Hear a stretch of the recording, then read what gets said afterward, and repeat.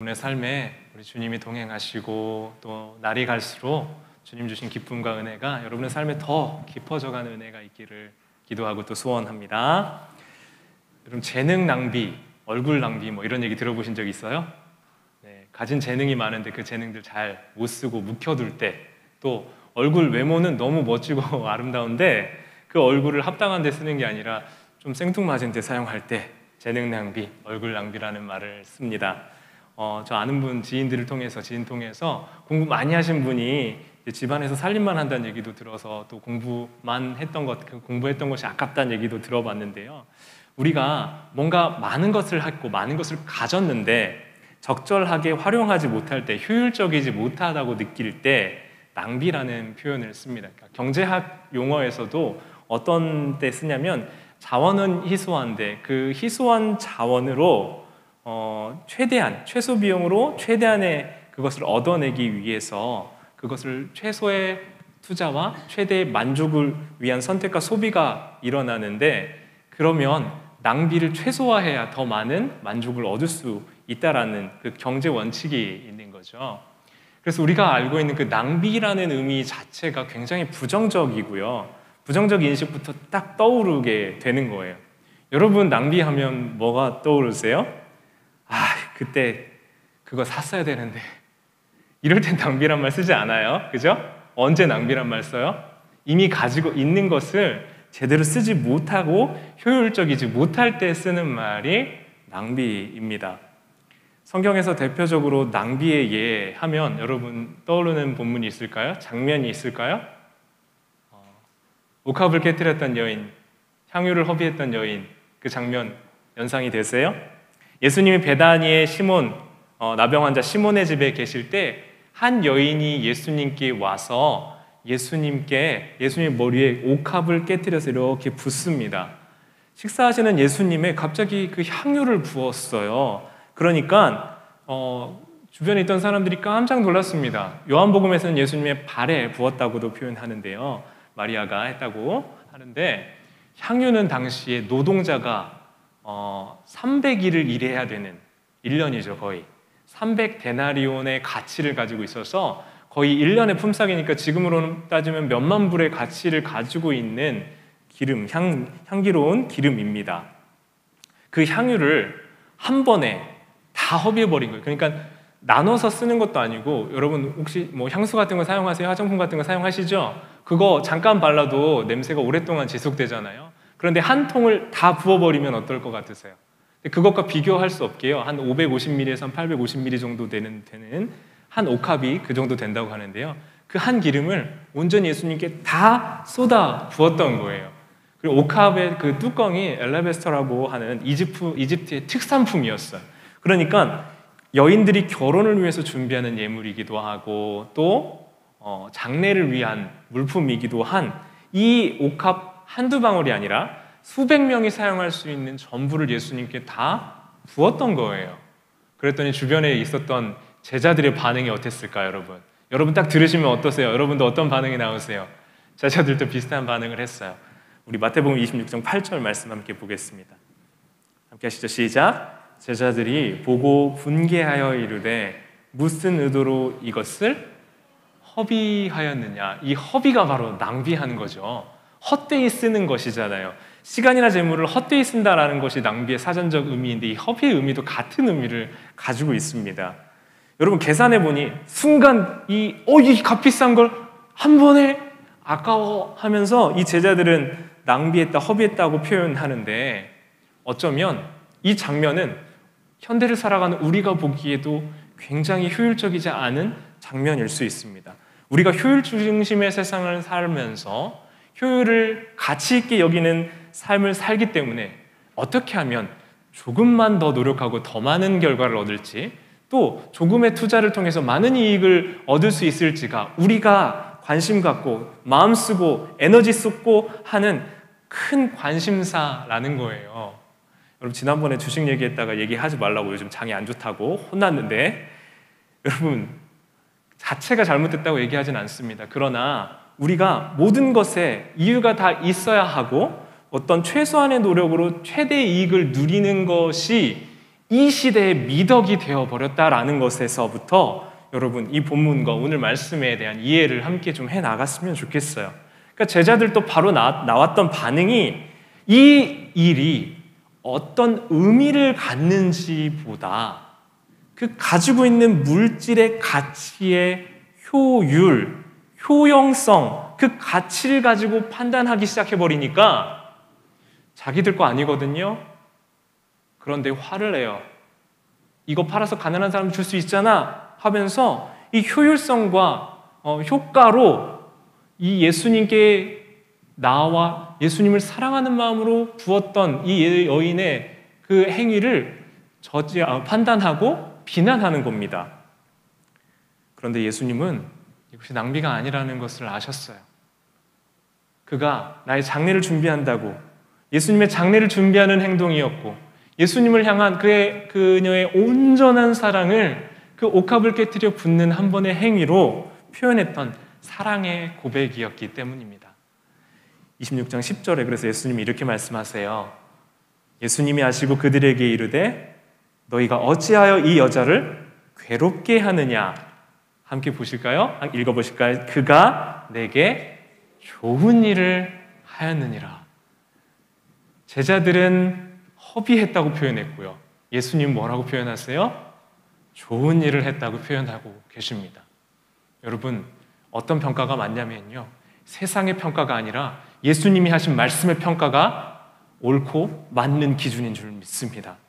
우리는 낭비를 원하지 않아요. 허비하는 거 되게 미련한 걸로 이야기합니다. 그런데 여러분 진짜 아이러니하게도요. 사랑은 낭비에서 확인이 돼요. 이해되세요? 우리가 사랑을 느끼는 순간이 언제인지 기억나세요? 여러분 효율적이고 효과적으로 내가 받을 거 받고 줄 거 줬을 때 여러분 사랑을 느끼십니까? 아마 아닐 거예요. 우리가 사랑을 느끼고 그 사랑에 감동받는 순간은 그렇게 하지 않아도 될 때예요. 효율적이고 당연한 일에 감동받는 것이 아니라 허비되는 일에, 불필요한 일에 우리는 마음에 감동을 받고 사랑을 느낀다는 거예요. 아유 괜찮아요. 아유 정말 괜찮습니다. 네. 그렇게 하지만 정말 그 괜찮다는 말이 알겠습니다 하면 서운하지 않으세요? 꼭 그러지 않아도 되는데 하는 것. 여러분 연애할 때도 그렇잖아요. 경험 있으시죠? 꼭 안 데려다 줘도 되는데 데려다 주고 헤어지기 싫어서 데려다 준 사람을 또다시 데려다 주고 그리고 결국 또다시 데려다 주는 이 반복되는 일 안 해보신 표정이에요? 해보셨어요? 안 해보셨어요? 그거 왜 하는 거예요 여러분? 미련하고 불필요한 거죠? 왜 해요? 사랑하기 때문에 그 시간을 함께 보내며 그 불필요한 왕복을 허비하는 겁니다. 자녀를 위한 부모님들의 사랑도 그렇잖아요. 어떨 때 보면 정말 지극한 그 사랑은 너무 목적이 없을 때가 많아요. 이유가 없을 때가 많아요. 그런데 자녀들도요. 부모들이 효율 중심으로 A와 B는 C니까 C는 D다. 이런 식으로 어떤 A와 B, C, D 이런 절차와 결과에 따라서 모든 것을 평가받고 판단받는 부모와 자녀 관계는 온전한 사랑의 관계에 들어갔다기보다는 뭔가 계산적이고 투자와 수익을 내는 그 결과의 관계로 가게 될 수밖에 없는 것 아니겠어요? 그러니까 자녀들이 부모님들에게 사랑을 느끼는 것은 그 부모님들의 온전한 허비와 온전한 신뢰와 사랑을 통해서 얻고 받고 누리게 되는 것일 겁니다. 계속 허비와 낭비에 대한 얘기했는데요. 오늘 본문에서 바울이 자기의 그 실력, 재능, 가진 것, 권리 모든 것들을 다 낭비하고 있어요. 어떤 의미에서는 참 쓸데없는 일이라고 여겨질 수 있는 자기가 같은 시간 투자하면 더 많은 이익을 낼 수 있는 일이 아니라요. 노동을 통해서 힘든 일을 하면서 생계 유지하고 복음 전하는 일을 하고 있습니다. 당시에 시대의 스승들은 어떤 특정한 일들을 하나씩 하기도 했지만 대부분 현자, 스승, 철학자라고 하는 사람들은 거기에 있었던 어떤 대부분 사람들의 지원, 그 다음에 가르침을 주고 가르침에 대한 대가를 받으면서 생활을 했었습니다. 고린도 지역 굉장히 부유한 지역이었거든요. 그러니까 그 고린도의 그 부유한 지역에서 고린도 교회 성도들의 재정적 지원을 받으면서 복음만 전하면서 예수님 전하면서 사역할 수 있었어요. 바울은 당대에 정말 최상위 엘리트예요. 이름만 대면 알 수 있는 스승 밑에서 공부했고요. 그 당시 중요했던 로마 시민권도 받고 있었고요. 유대인의 정통 가문에서 그가 가지고 있었던 실력과 권한, 능력으로 따지면 누구 부러워할 사람이 없을 만큼 탁월한 사람이었습니다. 그런데 그가 지금 텐트 만드는 일 하면서 자기가 할 수 있는 일로 노동하면서 예수 그리스도를 전하고 있어요.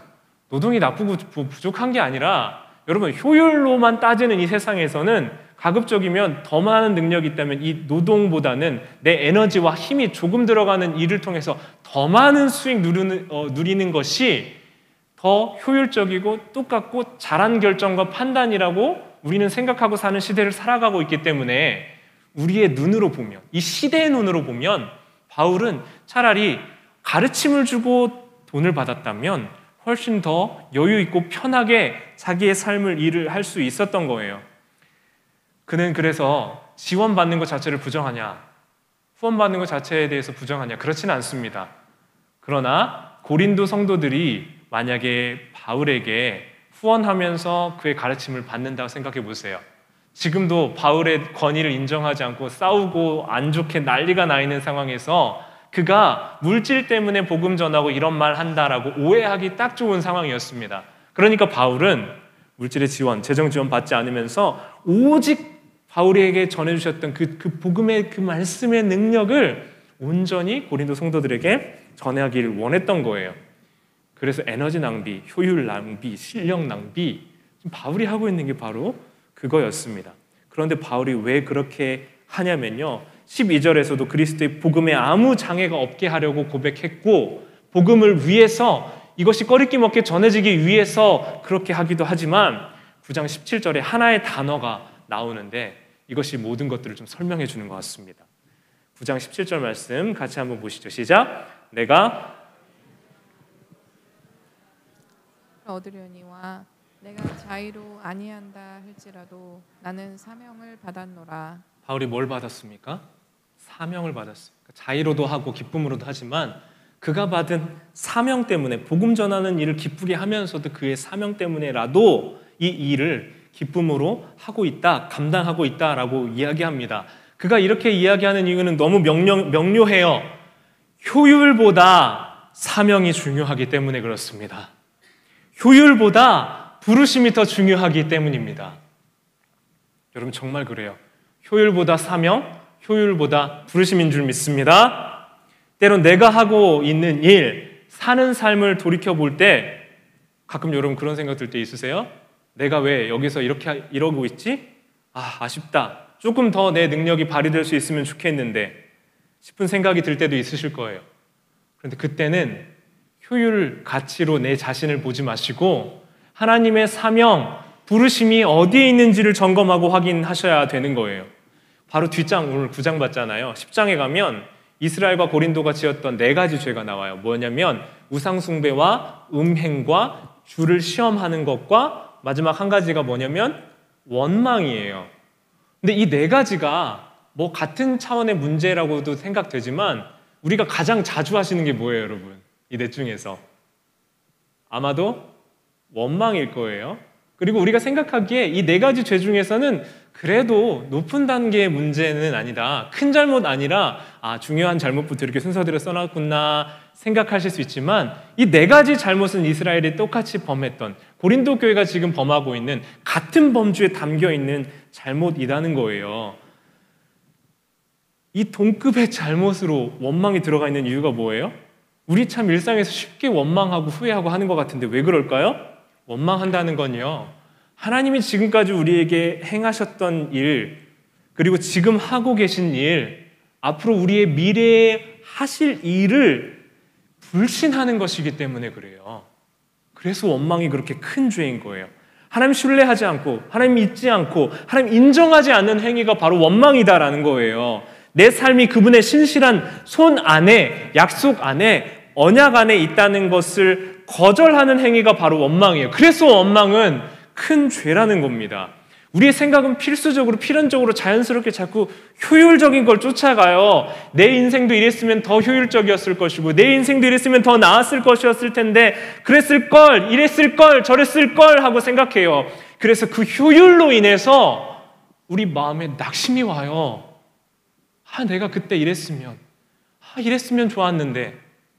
그러면서 우리의 마음에는 낙심, 우리 마음이 떨어지는 일이 생긴다는 거예요.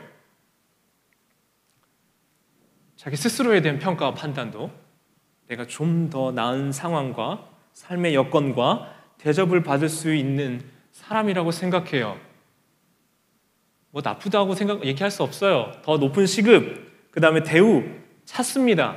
그런데 여러분, 이것이 우리의 원망에 지금 근거하고 있는 더 나은 것을 찾아 나아가는 것이라면 여러분, 우리 인생에는 만족과 기쁨이 사라져버린다는 겁니다. 그래서 사랑하는 여러분, 이 세상에 성공을 쫓아가지 않았던 바울, 그 모습을 보면요, 효과와 효율로 더 많은 만족과 기쁨을 누리는데, 돈을 더 벌고 더 높은 지위에 올라가고 그것을 누리는데, 유명해지는데 자기의 논리와 관심이 있지가 않아요. 어디에 있냐면 우리의 그 자신의 삶을 어떻게 하나님의 부르심과 자신을 향한 뜻을 실현해 갈지를, 그것을 자신의 마음의 중심에 두면서 살아가는 거예요. 살아가고 있는 거예요. 여러분, 그러니까 우리도 이 말씀을 통해 무엇을 볼 수 있어야 되냐면요, 바울이 자기 권리 그냥 포기했구나로 끝나는 게 아니라 하나님의 뜻을 쫓아 있으라 하신 곳에서 신실하게, 그리고 또 그 자리와 우리의 삶의 터전과 무엇들을 옮기고 바꿔주실 때는 또 기쁘게 그것을 순종해서 갈 수 있는 은혜와 감격이 원망 대신 우리에게 있어야 된다라는 것입니다. 고린도전서 9장 18절에서 바울이 분명히 이렇게 얘기합니다. 그런즉 내 상이 무엇이냐? 내가 복음을 전할 때는 값없이 전하고 복음으로 말미암아 내게 있는 권리를 다 쓰지 아니하는 이것이로다. 다 안 쓰는 이유가 뭐예요? 복음 때문에 그렇다는 거예요. 주님의 뜻이 거기에 있기 때문에 그렇다는 거예요. 하나님의 목적과 계획이 자기 인생에 있기 때문에 그렇다는 거예요. 그러니 여러분, 효율보다 사명입니다. 효율보다 부르심인 줄 믿습니다. 내 권리 다 쓰지 않고 값없이 전하고 복음 전하고 그 상을 받아 누리는 기쁨이 바울에게 있었기 때문에 그는 평생 후회하지 않고 자기 달려갈 길을 향해서 달려갈 수 있었던 거예요. 여러분, 그러니까 지금 있어야 될 자리에 대한 신뢰, 순종, 기쁨, 감사가 있을 때 바울은 자기의 그 고되고 힘든 일을 하면서도 자기의 일이 주는 기쁨을 누렸고, 그 일을 통해서 복음을 전할 수 있는 기초 반석을 삼아서 고된 일을 하면서도 주님께 복음 전하는 게 자기에게 큰 기쁨이 되는 일이었다라는 겁니다. 여러분, 우리도 마찬가지예요. 루안 윌리엄스라고 이제 그 영국의 대주교 스승으로 불리는 분이 이렇게 얘기하는데, 제가 그 문장 구절을 잊을 수가 없어요. 스승보다 우리가 높지 않다는 거예요. 그리고 우리가 있는 자리는 우리가 정하는 것이 아니라 스승이신 주님이신 주인이신 주님께서 우리를 정해주신다는 겁니다. 바울의 낭비처럼 우리에게도 지금 더 높은 효율과 필요를 찾아갈 수도 있어요. 그러나 그보다 더 우리가 관심 갖고 주목해야 되는 건 무엇입니까? 하나님이 나를 통해 무엇을 원하시는지, 그리고 내가 있는 지금 이곳을 통해서 내가 있는 삶의 자리를 어떻게 변화시켜가고 내가 어떻게 순종하면서 하나님의 뜻을 내 삶을 통해 어떻게 실현할지가 더 우리가 가져야 되는 관심사라는 겁니다. 필연적으로 우리는 효율을 쫓아가기 때문에요, 여러분 노력하지 않으셔도 여러분 더 효율적인 선택을 하실 수밖에 없어요. 그래서 우리가 마음 쓰고 관심 갖고 우리 마음에 반복해서 중심에 두어야 되는 건 뭐냐면요, 효율로 가는 우리의 마음을 붙들어서 효율보다 사명이지, 효율보다 부르심이지를 자꾸 우리 마음의 중심에 새기며 바울의 고백처럼 우리도 그 고백을 드릴 수 있는 삶, 어떤 의미에서 낭비되는 삶, 그러나 그 사명의 자리를 지키는 삶을 살아갈 수 있기를 소원합니다. 여러분, 계속 공동체에 대한 말씀 우리가 나누고 있어요. 바울이 고린도 교회에 썼던 편지가 공동체를 세우기 위한 편지가 고린도 전서기 때문에 우리가 쓰는 보고 있는 이 말씀은 공동체를 향한 말씀일 수밖에 없습니다. 그런데 성경적인 원리로 우리 공동체를 세워간다는 게 참 어려운 일이에요. 왜 그러냐면 지금 계속 반복해서 얘기했듯이 효율 중심, 효과 중심, 기술 중심 세상에서 어떤 능률과 효율을 따지지 않는 공동체 된다는 게 참 어려운 일이기 때문에 그렇습니다. 그리고 이 일에는 노력과 시간, 많은 희생들이 필요해요. 그럼에도 바울은 고린도전서 12장에 가면 하나님께서 한 성령께서, 우리 성령께서 은사를 주시고 부르셨다고 얘기해요. 하나의 성령께서 하나로 부르시고 하나가 되길 원하신다고 말씀하세요. 예수님께서도 기도하실 때 우리 하나님과 그분과 아버지가, 예수님과 성령님과 아버지가 하나이듯 우리가 하나 되도록 기도하셨습니다. 공동체로 사는 삶은 하나님의 그 뜻이 이 땅에 실현되는 존재의 방식인 거예요. 우리 교회가 공동체 되기를 원하시고 삶 위로 계신 그 하나님의 관계에 우리도 반응하는 것이 공동체의 삶입니다. 주님 보여주신 삶의 방식에 반응해 나가는 게 공동체인 거예요. 그런데 여러분, 이 공동체 보면요, 공동체가 아름답게 세워져 가고 교회가 세워져 갈 때 반드시 따르는 게 있는데 누군가의 희생이에요. 누군가의 낭비예요. 누군가의 쓸데없는 고생을 통하여 공동체가 세워져 가더라고요. 아까워하지 않는 그 수고와 아까워하지 않는 그 사랑을 통해 교회 공동체는 사랑으로 세워져 가게 되는 겁니다. 여러분, 여러분이 계신 오고 가는 우리 교회 공동체, 건물로만 설명해 보아도요, 눈에 보이지 않는 수고와 희생, 그것이 없다면 교회는 계속될 수가 없습니다. 아름다워질 수 없어요. 우리 오늘 점심 우리 절제순을 통해서 우리 함께 할 텐데, 보이지 않는 수고와 희생이 없다면 우리 함께 밥 먹으며 기쁨을 누릴 수가 없게 된다는 거예요. 우리 하나님께서 하시는 것이 바로, 사랑의 방식이 바로 이 낭비예요. 사랑을 쓸데없이 쏟아버리는 것이 하나님이 하시는 일이에요. 예수님께서 십자가에 하신 일이 바로 그거예요. 왜요? 예수님이 그 죽으심으로 효과 대비, 효율 대비 우리의 인생과 삶이, 우리 구원받은 백성의 삶이 그만큼 괜찮습니까? 아니거든요. 우리 주님께서 쏟으신 그 귀한 하나님의 아버지의 생명의 죽으심이 효율과 효과로 따지면 그렇게 의미 없는 일이었습니다. 그럼에도 그 효과 없고 효율 안 되는 그 사랑의 그 희생을 우리를 위해 하셨던 겁니다. 십자가의 찔림은 우리의 허물 때문이고 그분의 상함은 우리의 죄악 때문이었고 예수님께서 징계를 받으셨기 때문에 우리 같은 미천한 사람들이 하나님과 평화를 누리게 되는 거예요. 예수님이 채찍에 맞으심으로 인하여 우리 같이 악한 자들이 나음을 입고 회복을 입게 되었던 것입니다. 여러분, 예수님은 세상을 모두 정벌할 힘이 있으셨어요. 사단이 유혹하지 않아도 예수님에게는 힘이 있어요. 12군데도 더 되는 천사를 통해서 이 땅의 모든 죄악을 다 쓸어버릴 수 있었어요. 그러나 그 징벌을 유예하시고 죽으시고 그 힘을 낭비하셨어요. 그래야 우리가 낫고 회복되고 치유되고 주님께 돌아올 수 있었기 때문에 그렇습니다. 낭비하신 하나님, 사랑의 하나님, 사랑을 쓸데없이 허비하시는, 탕진해버리시는 분이 우리 하나님이십니다. 우리 탕자의 비유할 때요, 팀 켈러 목사님의 책 제목이 프로디갈 갓이라고, 탕부 하나님, 탕자의 귀향이 아니라 탕부 하나님이라고 표현했다고 했잖아요. 탕자의 비유를 들면서 왜요? 집 나간 탕자를 받아주고 회복하는, 낭비하는 사랑의 하나님이 바로 우리 하나님이시다라는 거예요. 그 사랑의 낭비 때문에 아들은 용서받았던 거예요. 사랑하는 우리 신시내티 한인장로교회 성도 여러분, 하나님께 우리는 용서받은 사람들입니다. 그 하나님의 낭비하시는 사랑을 모두 받은 사람들이 바로 우리인 줄 믿습니다. 우리가 쓸데있고 그만한 가치 있어서가 아니라요, 우리는 그만한 가치 없는 사람들이에요. 그러나 낭비하시는 사랑 때문에 구원과 용서와 자유와 하나님의 은혜를 받아 누리게 되었던 겁니다. 하나님은 그 존귀한 사랑을 우리에게 낭비하셨습니다.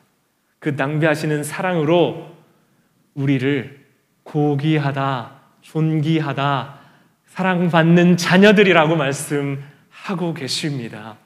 그러니 어떻게 됐냐면요, 그 낭비 때문에 우리는 가치 없었는데 우리가 예수님의 십자가 죽으심으로 바꾼 사람들이 됐어요. 그 가치를 가진 사람들이 됐어요. 우리의 가치가 어떻게 정해졌냐면 예수님 짜리가 돼버린 거예요. 그래서 어느 누구도 의미 없고 볼품없는 존재가 아니라 예수님께서 생명값 주고 사신 존재가 되었던 겁니다. 여러분, 생산성을 추구하는 이 세상에서 낭비 좀 하고 살면 안 되겠습니까? 낭비하는 사랑의 공동체로 살면 안 되겠습니까? 저는 낭비 좀 하고 살면 어떠나 싶습니다. 우리 존재가 사랑의 허비, 사랑의 낭비를 할 수 있는 그런 사랑의 공동체, 허비의 공동체 되기를 소원합니다. 우리 이 시간 함께 기도하며 나아갈 때 한 가지 더 나누고 싶은 건요, 바로 예배에 대한 것입니다.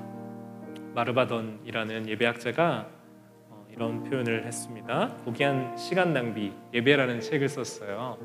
오늘 제목도 이제 여기서 착안을 해서 가져왔는데요. 교회를 진정한 공동체로 세우려면 많은 시간 낭비가 필요하다. 진정한 공동체가 요구하는 해픈 사랑, 프로디갈 러브는 능률적이지 못하며 뚜렷이 생산적이지도 못하고 전혀 경제적이지도 못하며 우리의 문화의 관점에서 보면 그다지 쓸모도 없다. 그러나 그 사랑은 그분의 이름으로 우리 공동체 삶을 빚으시는 하나님의 낭비, 익스트라버너전스를 닮았다라고 표현되어 있습니다. 공동체 세우는데 시간 낭비가 필요해요. 왜냐하면 귀찮고 의미 없는 일인 것 같은 일들을 해야 될 때가 많아요.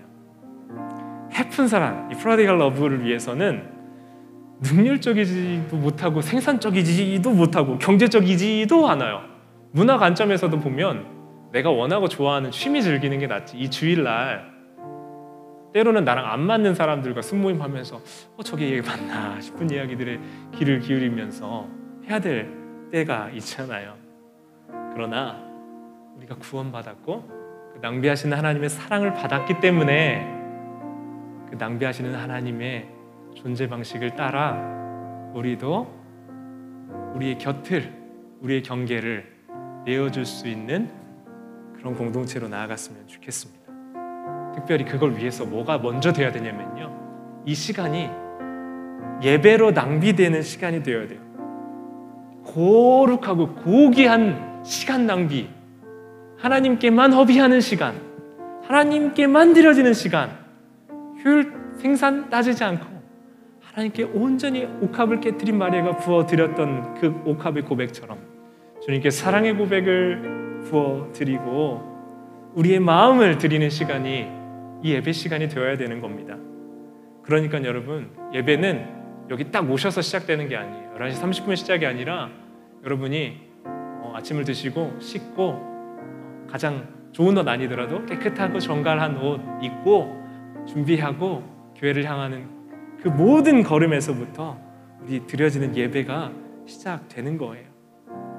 다른 시간과 다르게 다 구별해서 드리는 시간, 주님께 온전히 드리는 이 시간이 바로 주님께 드려지는 고귀한 낭비의 시간, 예배 시간인 줄 믿습니다. 우리 11시부터 밤부터 드리는 이 시간만큼은 여러분 지키세요. 이 시간은 내가 꼭 허비하는 시간이라고 지키세요. 찬양하는 것 하나님께 드리는 거예요. 하나님께 허비하는 거예요. 하나님께 올려드리는 거예요. 주님의 높으심을 찬양하는 거예요.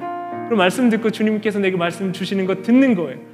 예물로 하나님께 내 마음을 올려드리고 봉헌기도로 하나님께 올려드리고 주님께서 주시는 말씀을 받고 우리의 주님의 드림과 받음에 반복되는 이 상호작용을 통해서 이 예배 시간이 이루어지는 것을 기억하여 주십시오. 그러며